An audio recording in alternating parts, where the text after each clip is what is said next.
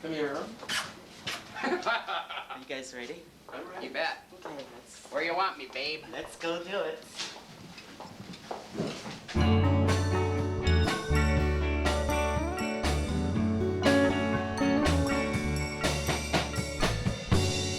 Baby, baby, here we are, hand in hand, making love in the sand. Our faces meet cheek to cheek, our lips touch as our hearts beat. No one's here, just you and me. Then we sail against the wind.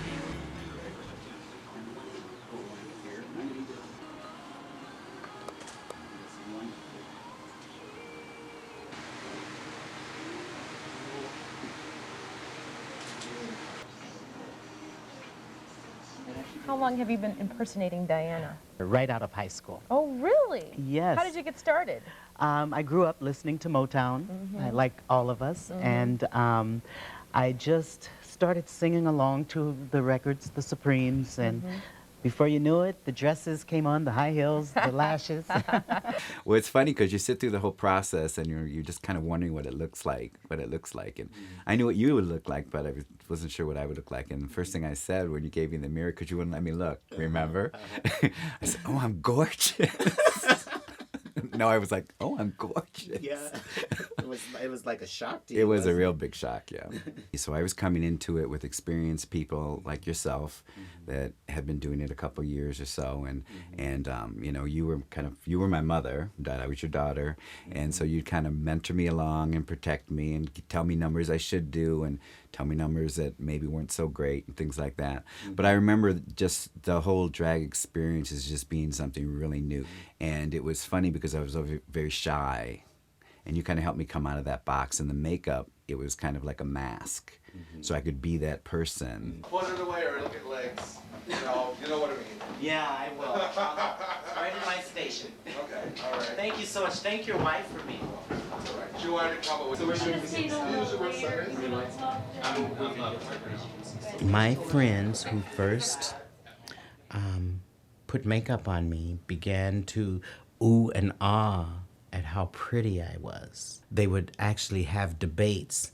Well, you know, she looks like a Cleopatra. And this is kind of how I got my name. And then somebody said, "Oh, you should call her Cleo." And they said, "No, you can't call her Cleo. There's already a Cleo." And then somebody my friend Dee Dee actually said, "Patra." So I changed my name to Patra, started doing drag, and started auditioning for every little drag club that I could get into. I think it was in 2002 or 2001 when I went to the Brass Rail to see you perform. And I really appreciated you because I saw the couture. When you came out, it was breathtaking. I mean, you know, your outfits, I mean, they were stunning. Look how fabulous it really is.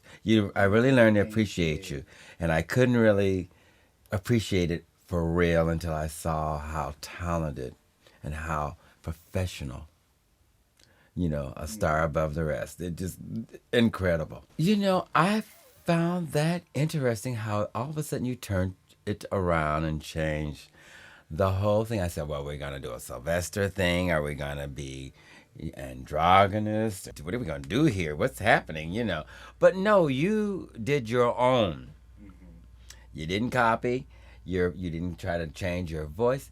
You were being Don. You didn't change it. You were you. What I saw was a laid-back, talented person giving you, oh, I can do a club band now. I can show you this side of me. It's about you, but it's about what you have to offer. Because you don't need a lot of people to show up. Whoever wants to come and hear you, it's all good. And you still give that performance. My friend Jaap, and he's from Amsterdam, Holland, and he's we've been friends for 9 years, and he's been a incredible Diana Ross fan ever since the day that I met him. We were watching TV, and he had seen the advertisement that Lady Patra was going to be on Care 11, and so we sat and actually got up in the morning to watch, and she was there, and we were so amazed about, one, that this was somebody that would sing her songs, and two, looked so much like Diana. And we came over to see the show, and it was wonderful. It was so wonderful to hear someone to sing and to acknowledge the crowd and to look so authentic, because Lady Patra is gorgeous. And I know, because I met he's been to so many Diana Ross a couple of times. She hugged me once after I refused to dance with her on stage, just like tonight, because I'm a little bit shy. I have to say, and I told her that it doesn't exactly sound like Diana Ross when you would listen to it literally, but the essence is there. And the energy is absolutely there. And it feels, but this was not like a substitute. This was something else. It felt pretty good. You really did pull off the Ross. I think a lot of it was, once you got into makeup and costume, you developed this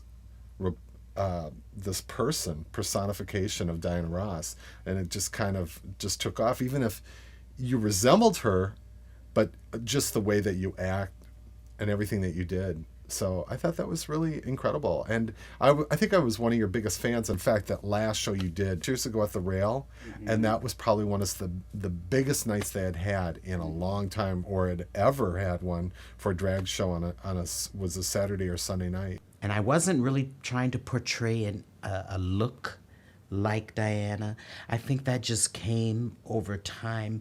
People just started, because I did her music, I think started saying, oh, you kind of look like her too. So I never really tried to be a look-alike Diana Ross impersonator. I was just a female impersonator who happened to lip sync to Diana Ross's songs. All the performers lip synced. They did the fun, happy camp songs, you know, and I did the Supremes. I wanted to be Stop in the Name of Love and, you know, all those hits. And it got to the point where over time I started actually talking a couple of the performers to being my backup and being my Supremes. So I started to feel like I was really doing something, you know. Anyway, then I went over to the cabaret, and I was making more money because the cabaret actually put me on their payroll. And for a while I was waiting tables for them. And that was really, to me, for my first job, that was really good for me because I was getting tips every night. And then I could perform when I wasn't waiting tables, and then I'd get tips from performing. And when you perform, people would walk up to the stage and just hand you $1. Or they would hand you some. In my case, I remember times getting $5 bills, even $20 bills. I mean, I had a really nice lesbian lady that would come to my show. Billie Holiday, Lady Sings the Blues, was real famous then. And every time she'd come in, it seemed like I would be on stage lip syncing to My Man. And she would just walk up to me, and that was her way of telling me she liked it so much. She gave me a $20 bill. And then they put me on the payroll as one of the drag performers. And back then, making $125 a week was big money for somebody like myself, just out of high school. You know, it was enough for me to live in my own apartment. It was enough for me to start supporting myself. And with the tips, that was besides the tips. I mean, you know, it was a booming business. The shows we did were very Broadway-like. You know, we did musicals. We did everything from Hello Dolly to No No Nanette to Cabaret, you know. I mean, once the black musicals started coming out, we started doing Ain't Misbehavin', and a couple of jazz. We put some jazz music together and just started making up our own shows. All of the memories of love we leave behind to begin a new day. We leave behind yesterday.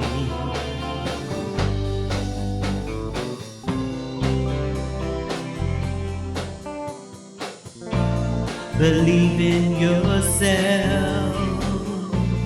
You've heard before. From this day on, you may see many open doors.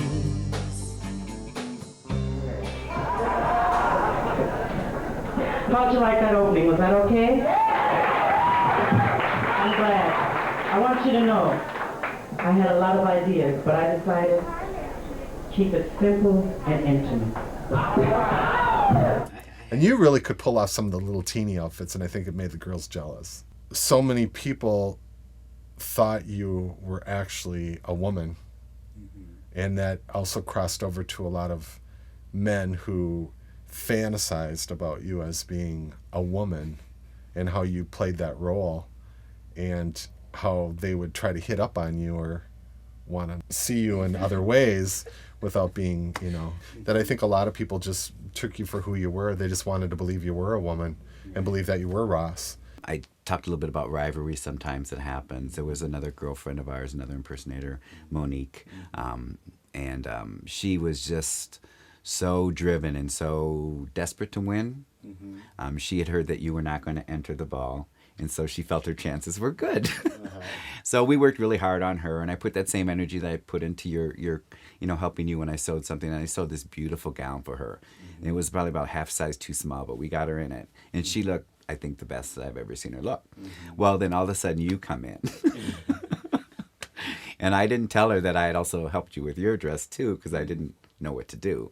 Right. I think her hopes were a little bit crushed, but the one thing that I remember about the night, obviously divine, the excitement of the night, was that the difference between the way you carried yourself and the way that Monique carried herself. And I was rooting for both of you. I knew that only one could win, but you came in like a breath of fresh air, and it didn't really matter. Monique was kind of shackled a little bit, if you will, with all this other stuff. About, I don't know what it was all it was, but you know what I mean? So it kind of speaks to really about you in just being consistent in the way that you present yourself when you're in that mode. It's professional. I always looked up to people, so there was one other. I was not the first black queen. I was like the third black queen. When I say black queen, I mean black American, African American queen that the gay 90s had. There was one black queen named Jackie. Jackie was very friendly to me. Jackie was another beauty. I thought Jackie was very pretty, but very tall. Jackie also impersonated Diana Ross. I remember the costume, the blue dress, and the white pearls around his neck. And he was such a striking drag queen. Hats were humongous, Hair was big, and gowns were even big and times. And I looked up to him, and he always called me his sister. I'd go to his apartment, and he'd be putting his makeup on. He'd have his makeup half on. He'd go, "There's my sister." And I'd already be in drag, because I'm anxious to get out to the cabaret and go with him, because he was already working there. So I hung out with him. He'd get in the cab, and the funniest thing is he looked like a woman, but he had the deepest voice. So we get into the cab, and I always thought I should tell the cab, because I can pull it off back then even with my voice. My voice used to be a lot higher too. And he got in the cab, and he would say, "Club Cabaret." And the cabs would always look, either through the rearview mirror or even turn around, but then they'd take us to the Club Cabaret. They knew right where it was, and obviously they knew what he was. But I think that's what kept me into the drag part, is the fact that I thought I looked so good, and the fact that I had people to look up to. in the profession. Drag is a costume. So you go and drag. You, for that night or for that moment, you are someone else. My drag was Supreme Drag or Diana Ross, or if we were doing Hello Dolly, I became Dolly Levi, or Cabaret, I became one of the Cabaret girls, you know. But regardless of what my drag was, I was becoming somebody else, and there was a freedom there, a certain amount of freedom. You know, there were nights where, you know, both you and I were like, I don't really want to do this. But then the people were expecting us, the lights were on, you just, you know, you did it. And you know, it's a rewarding thing to know that you're recognized for being good. So I think winning is important to you. It's important to me. One of the things I remember after graduation was you had considered at one point of changing your sex. Yes. To become a woman. Right. And you had started the hormone therapy. And I came home from college one summer, and I always got some kind of a summer job every summer. Stayed at my mom's house, picked up with some old friends, and then we'd go downtown and we'd look for you. Because we knew you were either at this club or that club, and you were performing oftentimes. Yeah. I don't recall if you were actually in costume at the time, but I do remember that we all had to go to the restroom because we all needed to go freshen up. To the ladies' room. And we all ended up going into the ladies' room together, and you had started developing ladies' features. Yeah. And it was kind of exciting. Oh, wow. And an extra bonding that I felt that we had, that, oh wow, he wants to become one of us. I mean, who would want to become a woman voluntarily, you know? It was just very interesting. Yeah. And then I finally came back around to one of our reunions, and you had not ended up having the sex change. And I was equally excited to see you as you were, you know, in high school. But just the friendship that we've always had, and the acceptance of each other, regardless of what our lives take on, has always been so rewarding. First of all, we all thought that you were so fine, and everybody was, and I remember one time Teresa chasing you around trying to kiss you, and you hid in the bathroom at McDonald's to get away from her. I know. And, but, you know, we thought, well, what in the heck? Boy, it's like, you know, we just can't get to this guy, you know? What's going on? Who's his girlfriend? And then I was working at Snyder's drugstore, and I remember you came in, and then you had kind of, and I think that you were like dressed as a woman then, but you came in, and I waited on you, and I said, Don, is that you? And you just tried to act like no, like, you know, you didn't know me or whatever, and just kind of like, you know, walked off. My junior year, I was Mr. Blizzard, which is like the Snow King for the snow days celebration that we had during that time. And I always felt like I would have rather been Miss Snowflake. And Miss Snowflake, of course, is the Snow Queen. And I without, well, I'm not going to make any comments about Miss Snowflake, but I think I should have been Miss Snowflake, and I think she'll agree with me. It's the same type of, I mean, I went along with the program, you know. Had I been able to run for Homecoming Queen back then, I would have ran for Homecoming Queen. I don't think people could miss it at all. I think most of my classmates figured it out. I used to get teased, not a lot, because I was still a fighter, but I would get teased periodically. When I decided to go through that, I was in my mid-20s, and I was quite young, and I mean, I literally started living. Well, first I did the process. I went and met with a psychiatrist, and we talked about why I felt that I would make a better woman than our female versus a male.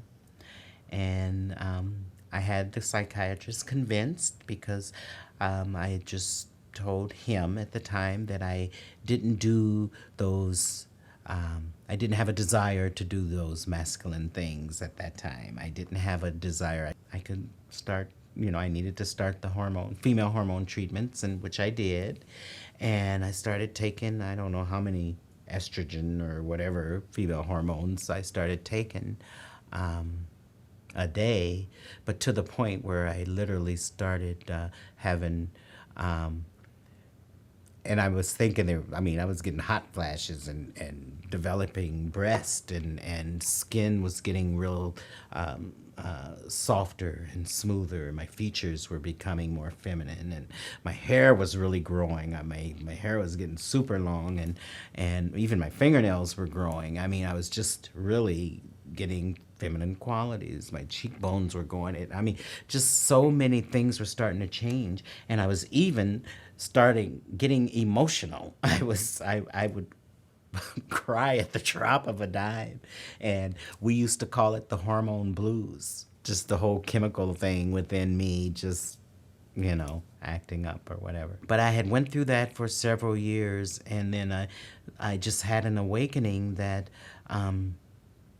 I enjoy being gay, but it's not the fact that I needed to be a woman or I needed to be female. I think that at that time, most of my friends that I had befriended were what we call transsexuals, and a lot of them were going through the reconstructive surgery, changing their bodies and their sexes, actually, from male to female. I think living that portion of my life and thinking that I was going to go through the sex change just made me realize that it wasn't the sex change that I needed. I just needed to be free. I just needed to be free to be me. And being me was not being a woman, but it was just being able to just be a gay man and to be happy. And I could be happy without the makeup, without the woman's clothing, And it was shortly after that time that spiritually I began to awaken as well. The interesting thing about our friendship is that it's been a long-term friendship where we were calling each other every day in the beginning, and then our paths just went different ways for a while. You were called to your spiritual awakening, and I never put you down for that. I didn't quite understand it at the time until he came for me. I just said, he's going. This is where he's going. And I think looking back on it, I was kind of hurt because we never really talked. It was just, and I felt, if I reached out to you, I didn't know what to say or what to do. So that's when we went our separate ways. And, I was happy for you. And by that time I had quit shows myself. So I understood chains of patterns and things like that.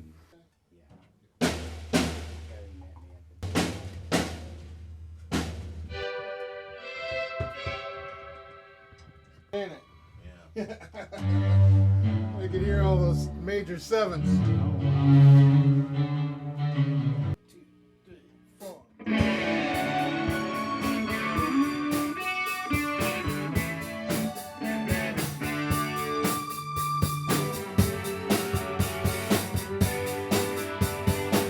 Oh, I do. I'm strictly a guitar player when we used to hang out. Now I'm learning keyboards, or just learning stuff that mandolin and trying to expand.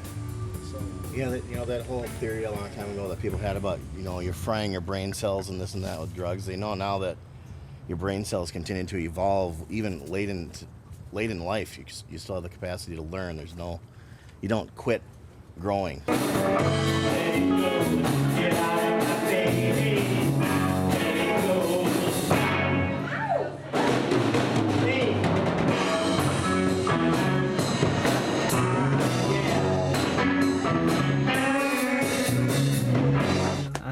Banks. I'm an actor and entertainer in the Minneapolis Twin Cities area, and I've been doing acting for a little over 2 years now. It's been a lot of fun. I've been in almost 60 projects.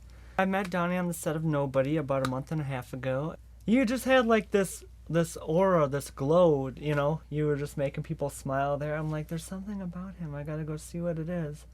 I want to have a little bit of that glow rub off onto me and into my life, because those are long hours on the set. Yeah. You know, I'm like, I gotta go. I need to see what's going on here, and I'm glad I did.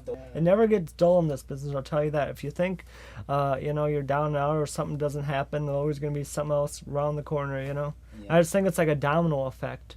The acting, it's kind of like you do one project and someone sees it, and then it just tumbles into everything else. Yes, and you helped run one of the auditions for Le Strangle Dance. There was just something missing about the pilot, and then when I put the Miss Ross character in there, it fixed the pilot, and we did some more episodes later, and it fixed that whole season, because it sort of set the... And the setup was that my character's sister had met Miss Ross, this character, and she sort of believes that it's actually Diana Ross, although I think in her heart she probably knows the truth. It was just sweet, the relationship which we carried on in another episode that we did the friendship between my character's sister Margot and you, and the chemistry you had with that actress I thought was really wonderful. Yes.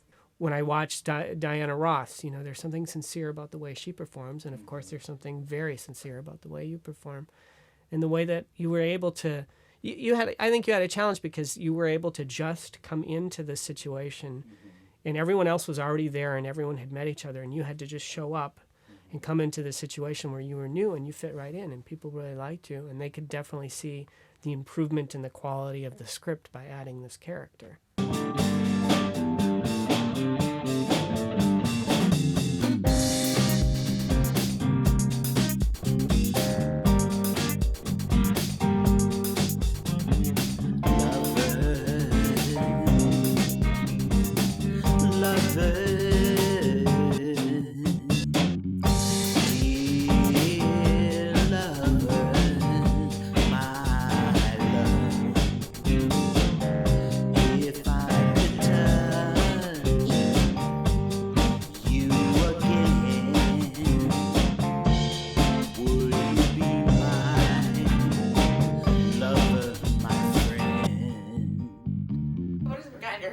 I said, well, does your dicky still get hard? Think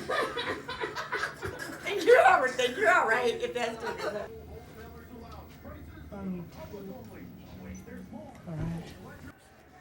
All right, I'll get one more. I'll get one more. One, two, three. Yeah, all right. What color do you want? I'm getting hungry. Yeah, I'll just kind of carry it. You're going to bring your camera yeah, too, right? I'll bring mine. Sunglasses. Leah. We're at my high school reunion. It's been 35 years since we've been in school. And I had two special friends in school, Winnie and Jane Lau. You always so cheerful, and you come in the room and everybody just, you light up the room. You come in and then that's why we remember you. But I remember both of you guys seeing you in the hallways, and you always had nice smiles on your faces. Yeah. So you made my day brighter too. Well, so thank you so much for that.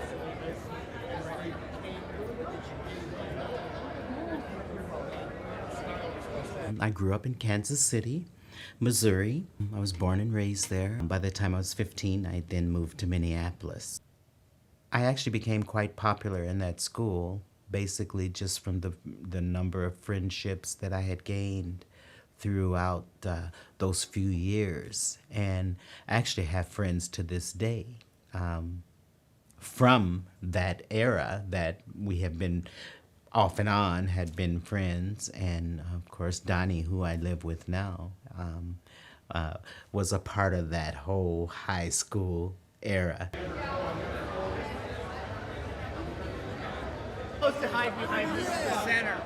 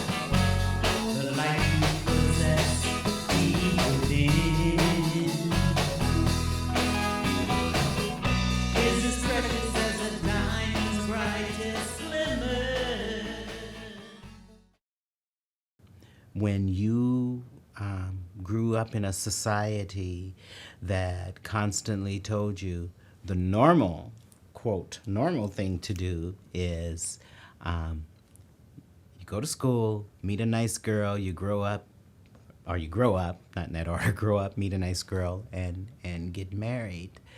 And I tried to do the dating, the prom, I think I went to every prom, actually. But had I had what the kids have today, the young gay kids, I mean, now they have gay proms. Now young gay kids can go to prom. Obviously, they never had that when I was a student, so I had to grin and bear it, if you will.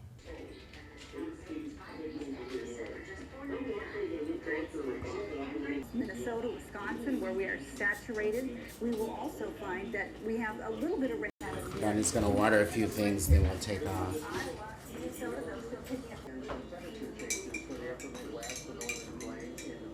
This is a lot of history on my mother's side of the family.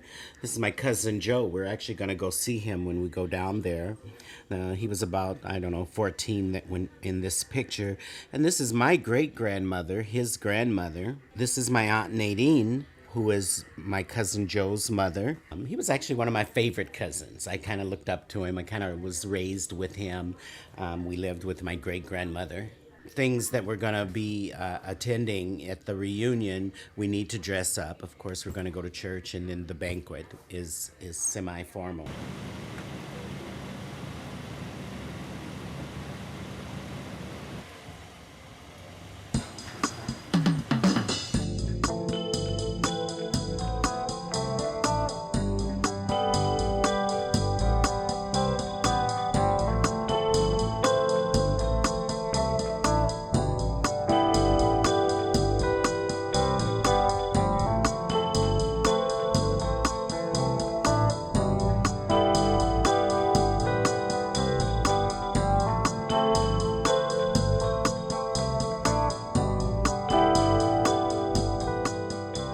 So I'm very excited to be able to go down and see my father's side of the family and to see a lot of my relatives that I haven't seen for a long time.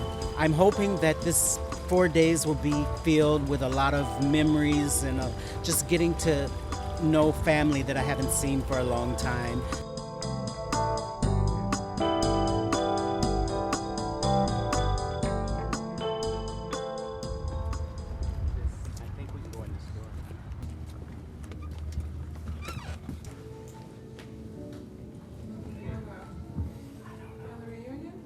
West Miller?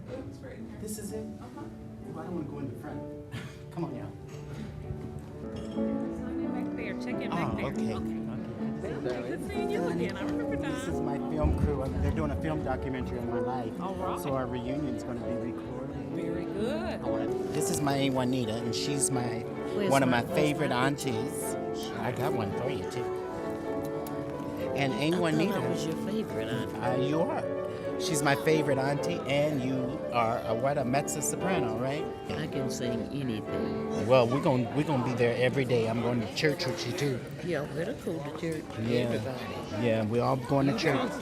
Donnie, anyone need to say you better go to church? We all going to church. You have to be at church at 9 o'clock. 9 o'clock? Okay. We get out at 11:30. He picked up a new suit for church. Oh, did he? Yeah. He might look like a preacher. Yeah. Good. So my dad wasn't the baby. He was the third from the baby. Jody was the baby. So how many brothers and sisters did you have? I had 9 brothers and 4 sisters. And I'm glad to see children. Yeah, it's been a while. I'm glad to see everybody. Well, I'm glad to see you too. And I'm glad to see everybody. Now, when can I come to Minneapolis? You need to come. I do. You really I need to really come. do. I want to take you around so you can sing at some of the different places. Okay.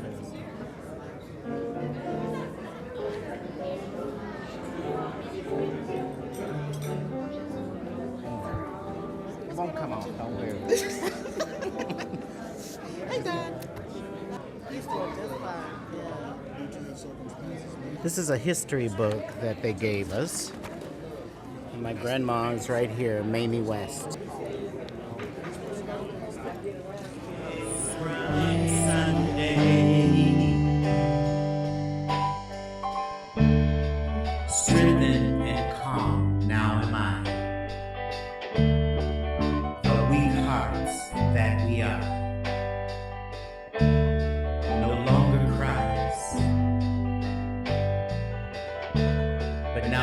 gill air of autumn sighs.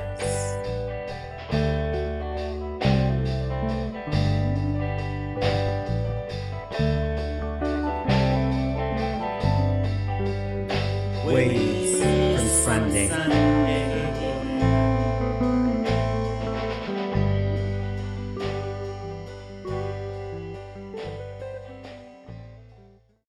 Brothers and sisters, let me ask you, how many of you really seek the Lord, all right, on a daily basis?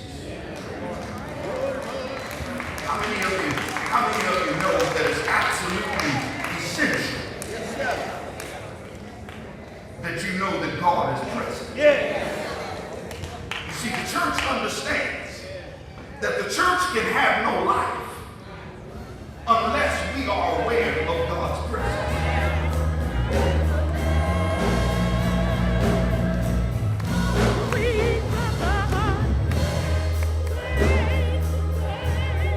I miss my dad very much. I didn't have much time, to spend with him. And then, of course, mom and dad separated while I was quite young. I just find it appropriate to just spend as much time with him as I can. And so today it's going to be at his gravesite. And I hope I can reflect and just have some quiet time.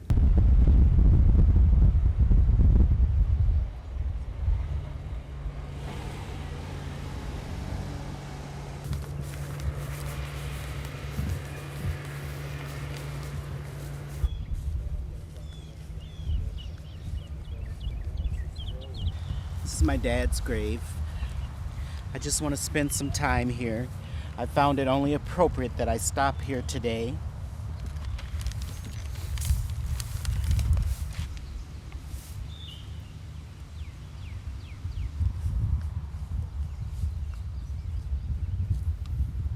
But he does know that, and knew that I thought the world of him.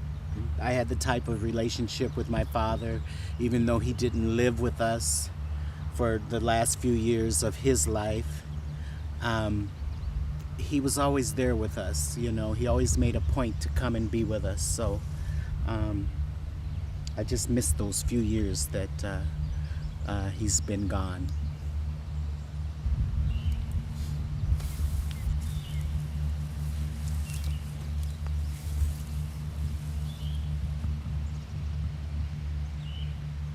I did live with my mom and dad at the beginning of my life. By the time I was about 10 or 11, my parents separated.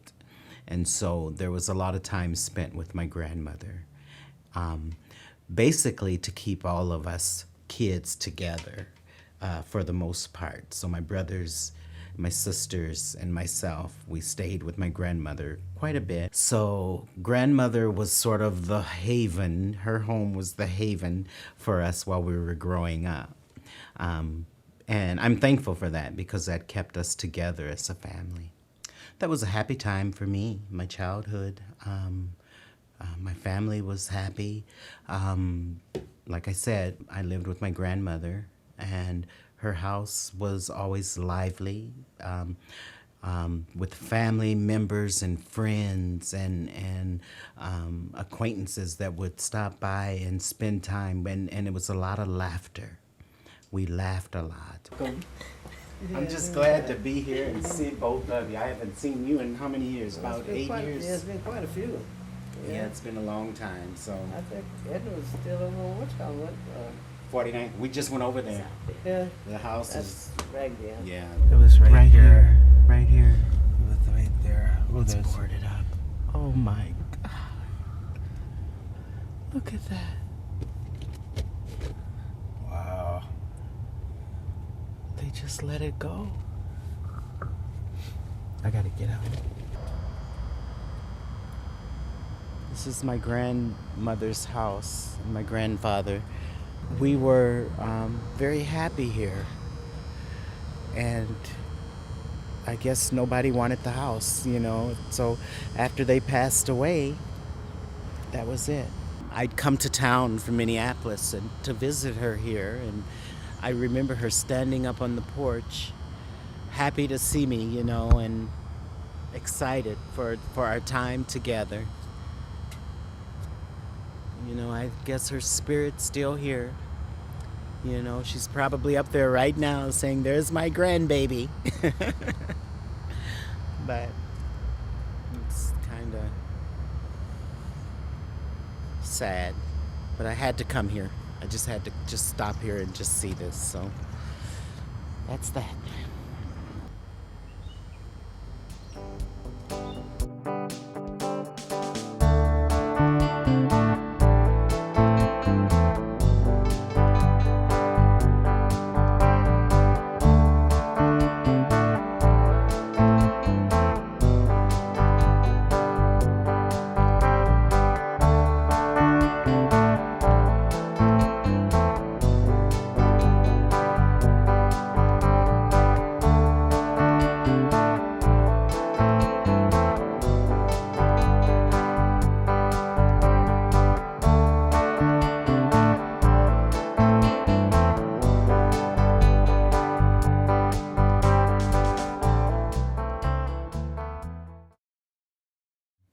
My mother was a typical mother. she probably stand on the porch and wave goodbye to me as I went on the date, but meaning that was her way of getting the license plate number and looking the guy over and just, you know, making sure that, hoping that, you know, that everything's, that I'm safe.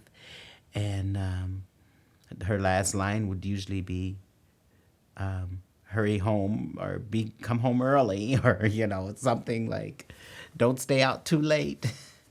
Most parents probably have that same type of question when they find out they have a gay kid or a kid that wants to have a sex change. And it's usually, where did I go wrong? And the reality is, parents didn't do anything wrong. Of course, they gave us birth. You know, that's all the right that they needed to do. And our choices, we make ourselves. You give your child birth, and your child makes their choices in life, you know. And whether they're right or wrong, that is actually for God to determine. Rest in peace, Mommy, in loving memory. God needed you more, so he called your name to take your place in his kingdom land. My only regret is that I couldn't be there sooner to hold you one more time and kiss you on the hand. Rest in peace. There's no more pain. And this was in memory of my beloved mother, written by me for Beverly Golston. January 28th, 1939 to November 25th, 2008.